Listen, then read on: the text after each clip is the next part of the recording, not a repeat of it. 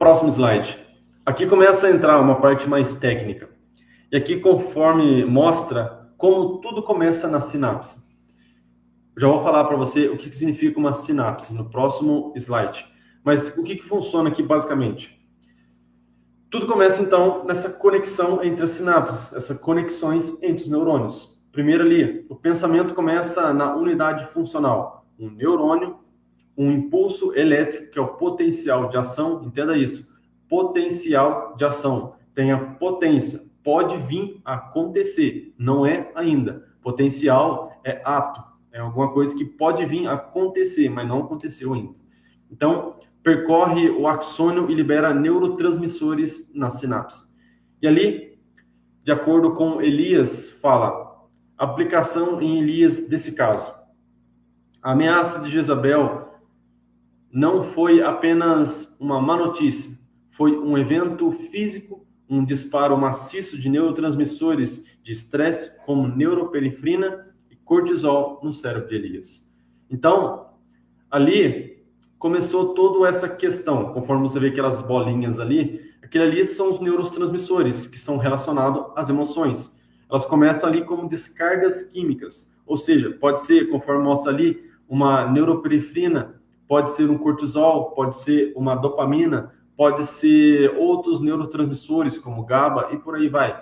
Então, todas as vezes que a gente passa por situações das nossas vidas, de acordo com aquilo que a gente está passando, se for estresse, se for raiva, se for felicidade, se for prazer, tudo está relacionado a algum neurotransmissor. Dopamina está relacionado ao prazer, não necessariamente que dopamina é prazer, mas sim é a antecipação de alguma coisa. Já o cortisol está relacionado ao estresse, já a citocina está ligado à memória, está ligado ao bem-estar e por aí vai. Então, esses hormônios, esses neurotransmissores impactam diretamente nas emoções, porque é ali que tudo começa, conforme você está vendo nessa imagem. É ali, naquele centro, que tudo começa, que tudo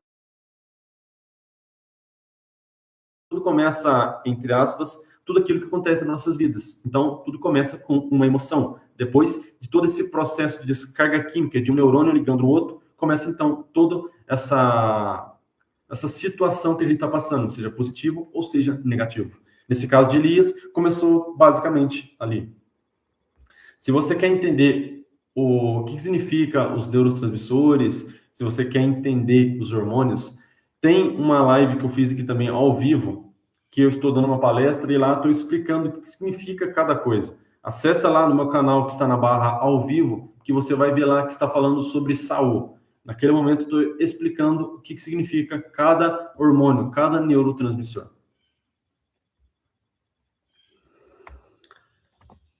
E aqui, o neurônio basicamente é da seguinte forma.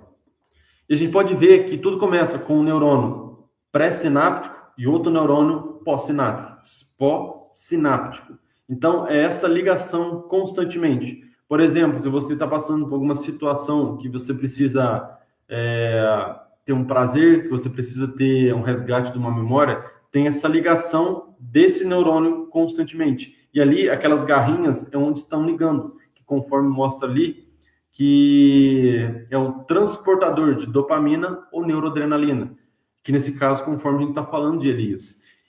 Então, a dopamina são aquelas pequenas moléculas azuis, ou pode ser também neuroadrenalina, porque esses hormônios, eles são produções químicas, e essas produções químicas vêm de diversas coisas, aquilo que a gente alimenta, como alimento, aquilo que a gente ingere, conforme já falei, aquilo que a gente pensa, aquilo que a gente fala, aquilo que a gente vê ao nosso redor no ambiente, tudo isso vai produzir determinado neurotransmissor. É de acordo com aquilo que a gente está passando na situação. Ou seja, é sempre com o intuito de talvez nos beneficiar ou nos prejudicar, entre aspas, fazendo a gente, então, por exemplo, no caso do cortisol, é nos preparar para a fuga.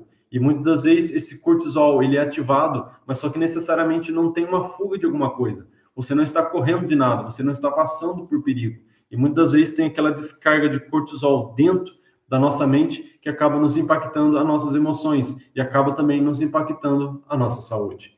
Então, tudo tem que ser regulado constantemente, tudo tem que ser arquitetado estruturalmente. Não é apenas você sentir uma descarga de neurotransmissor grande em um determinado neurotransmissor, mas sim é você passar por essa situação e saber usá-la da forma correta, ter essa descarga correta. Porque, entenda isso, por mais que seja uma coisa que acontece dentro da nossa mente, nós temos o poder de ter essa quantidade exata. A gente pode definir o quanto que a gente vai ter desse neurotransmissor dentro da nossa mente, desde que a gente tenha o autocontrole, desde que a gente tenha a autoconsciência de nós mesmos, para assim, então, fazer esse melhor gerenciamento. E ali, conforme mostra ali naquela fenda sináptica, que ali é onde conecta, então, todo aquele transporte de neurotransmissores de um neurônio para outro neurônio. Então, funciona da seguinte forma.